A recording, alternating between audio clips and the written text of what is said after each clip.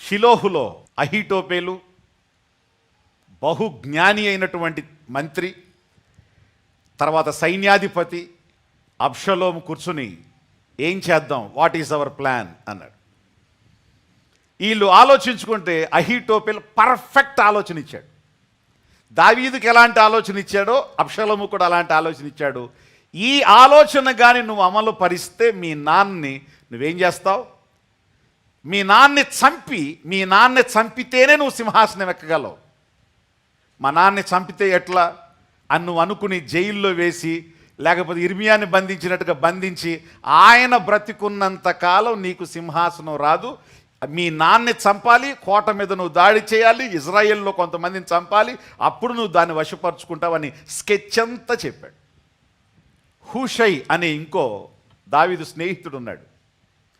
దావీదు దగ్గరికి వచ్చి అన్నాడు, నువ్వెక్కడ ఉంటే నేను అక్కడ ఉంటా, నీ కష్టంలో నేను తోడుగా ఉంటా, నా స్నేహితుడా దావీదా నీతో ఉంటానంటే దావీదు అన్నాడు, నాతో నువ్వు ఉండటం క్షేమం కాదు, నువ్వు నా పక్షాన అబ్షలోముతో వెళ్ళి చేరు.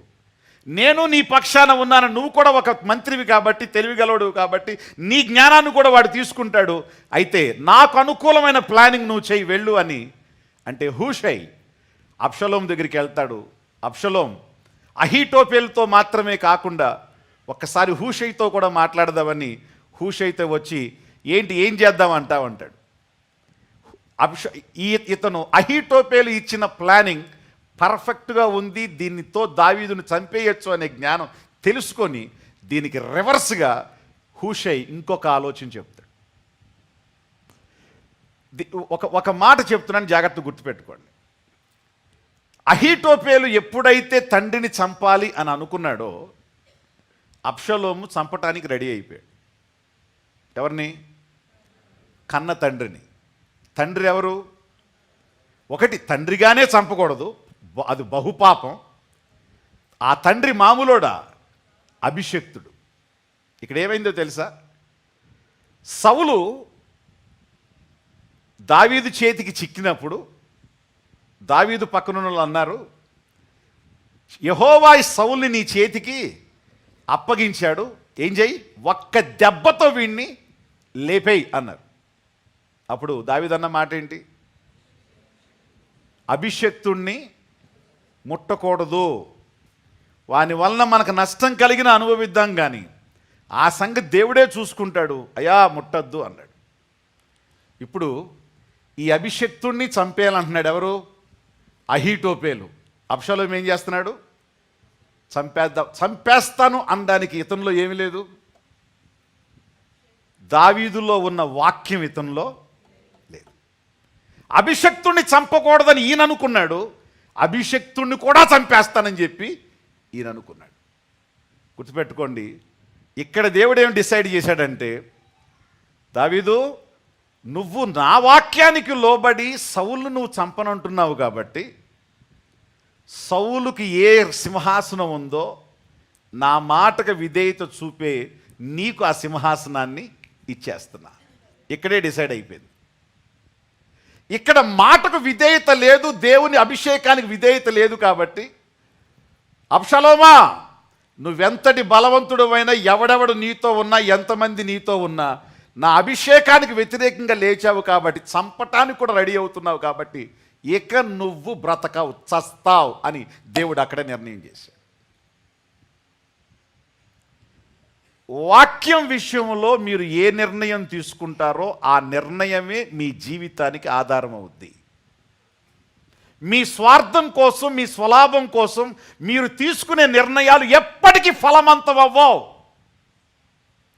మీ స్వార్థాల కోసం కాదు, దేవుని వాక్యం కోసం, దేవుని మాట కోసం, దేవుని మనసు కోసం మీరు నిర్ణయాలు తీసుకుంటారు చూడండి, ఆ నిర్ణయాల వెనక దేవుడు ఉంటాడు. ఆ నిర్ణయాలను దేవుడు అమలు పరుస్తాడు. అబ్షలోములో అభిషక్తుని చంపకూడదు అనే జ్ఞానం లేదు, అధికారం కోసం, అధికార దాహం కోసం ఈయన కూడా చంపేద్దాం అనుకున్నాడు. దేవుడు డిసైడ్ చేశాడు, రేయ్ అభిషేకాన్ని ముట్టుతానంటున్నావు కాబట్టి నువ్వు చస్తావు అని నిర్ణయించాడు. అహీటోపెలు ఆలోచన నెరవేర్చేద్దాం అనుకున్న వాడికి ఇంకొక ఆలోచన రప్పించాడు దేవుడు. ఒక్కసారి హూషైను కూడా అడుగుదాం అని ఆలోచన వచ్చింది. హూషై ఇంకో స్కెచ్ ఇచ్చాడు. అహీటోపెల్ ఇచ్చిన ఆలోచన కంటే హూషై ఇచ్చిన ఆలోచన చాలా బాగుందని చెప్పని దీన్ని అమలు పరిచాడు. అట్టర్ ఫ్లాప్ అయింది. కోట మీదకి వచ్చాడు. అక్కడ సైన్యం ఆయన మీద దావీదు సైన్యం దాడి చేశారు. దావీదు సైన్యం ముందు అబ్షలోం సైన్యం నిలవలేకపోయింది. కూలిపోయారు. వాళ్ళు కూలిపోతున్నారనే సంగతి ఆల్రెడీ బోర ఊదేశారు. అబ్షలోం ఓడిపోయాడు అనే బోర, సైన్యం ఓడిపోతున్నారనే బోర. దానికి భయపడి అబ్షలోం పారిపోవటం మొదలుపెట్టాడు. కంచరగాడిద మీద పారిపోతుంటే పొలాల్లోకి వెళ్ళిపోయాడంట, ద్రాక్ష తోటల్లోకి వెళ్ళిపోయాడంట. ఆ ద్రాక్ష తోటల్లోకి వెళ్తూ ద్రాక్ష తోట కిందగా వెళ్తున్నాడు. మనోడికి జుట్టు అనుకోవటం అలవాడు కదా, హిప్పి. ఆ హిప్పి పైకి లేచిందంట. అది లేచి దేన్ని పట్టుకుంది? ద్రాక్ష తోట పందిరిని పట్టుకుంది. కింద నుంచి గాడి వెళ్ళిపోయింది. మనోడు మాత్రం ఎలాడుతూ ఉన్నాడు. ఆకాశానికి భూమికి మధ్యలో ఉన్నాడంట. దాన్ని చూశాడు ఎవరు? యోవాబు సైన్యాధిపతి చూశాడు. పక్కనున్నవాడు అన్నాడు, ఏంట్రా చూస్తావు ఇంకా? ఈ సమస్య అంతటికి కారణమైనోడు ఏలాడుతున్నాడు, ఏసై అన్నాడు. అతను చెప్పాడు, దావీదు చెప్పాడు, నా కొడుకును మీరు యుద్ధం జరిగినా నా కొడుకును మాత్రం చంపొద్దని చెప్పాడు. ఇది చూసారా? యుద్ధం అయితే చెయ్యండి కానీ కొడుకును మాత్రం చంపొద్దని చెప్పాడు. బాబో, నేను రాజుగారి మాట వింటా, చంపనన్నాడు. ఒరే, నువ్వు చంపనంటే నేను చూస్తా ఊరుకుంటానా అని లాగే ఏం చేశాడంట, బాణం గుండెల్లోకి. ఫినిష్. అబ్షలోం ఒకవేళ బ్రతుకుంటే ఏమయ్యేవాడో.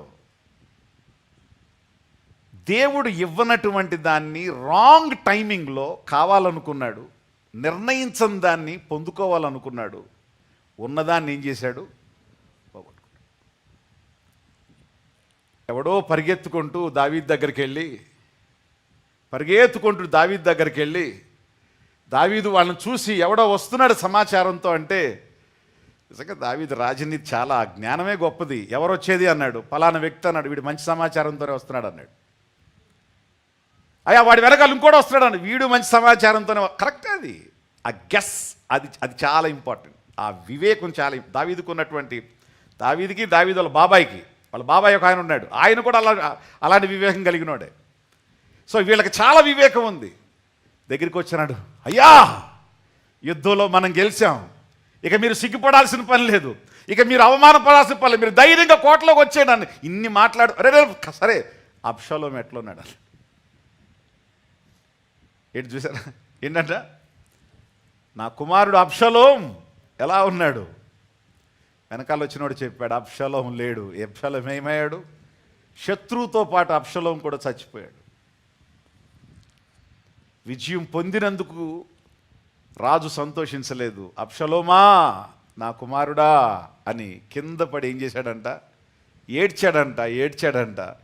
అప్పుడు అనుకున్నారు, రాజరికం తిరిగి పొందానన్న ఆనందం ఈయనకి లేదు, కానీ కొడుకును పోగొట్టుకున్నాను ఏం చేస్తున్నాడు? ఏడుస్తూ. ఇది నిజమైన హృదయం కలిగిన వాడి యొక్క లక్షణం. Price lord.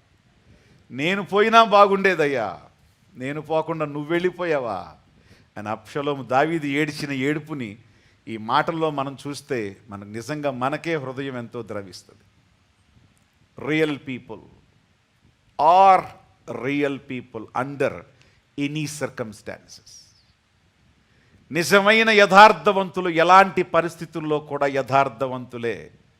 వారి గుండెలు కపటంతో నిండవు, వాళ్ళ గుండెలు యథార్థంతో ఉంటాయి. సాక్రిఫిషియల్ హార్ట్తో వాళ్ళు ఉంటారు. వాళ్ళు ఎప్పటికీ ఫేక్ పీపుల్ కాదు. ఫేక్ పీపుల్ ఎప్పుడూ కూడా రియల్ పీపుల్ కాలేరు. నా మాటలు మీకు అర్థమైనవి అనుకుంటున్నాను. మీ శ్రమల్లో, మీ తల దించుకున్న పరిస్థితుల్లో, అవమానపరచబడిన పరిస్థితుల్లో, ఏ కారణాన్ని చేతైనా మీరు తలదించుకున్న పరిస్థితుల్లో ధైర్యంగా ఉండండి. కాలమే దానికి సమాధానం చెప్తుంది. దావీదు తల దించుకొని నెత్తి మీద ముసుగు వేసుకొని ఏడుస్తూ వచ్చినవాడు మళ్ళా కిరీటధారి అయి మరలా కోటలోకి వచ్చాడు. దేవునికి స్తోత్రం. నీ తల అంటే నీ గుర్తింపు, నీ తల అంటే నీ గౌరవం, నీ తల అంటే నీ అధికారం. ఇది ఎక్కడ తగ్గించబడినా అక్కడే దేవుడు దాన్ని ఏం చేస్తాడు? హెచ్చిస్తాడు. గట్టిగా ఒకసారి స్తోత్రం చెప్దాం దేవునికి.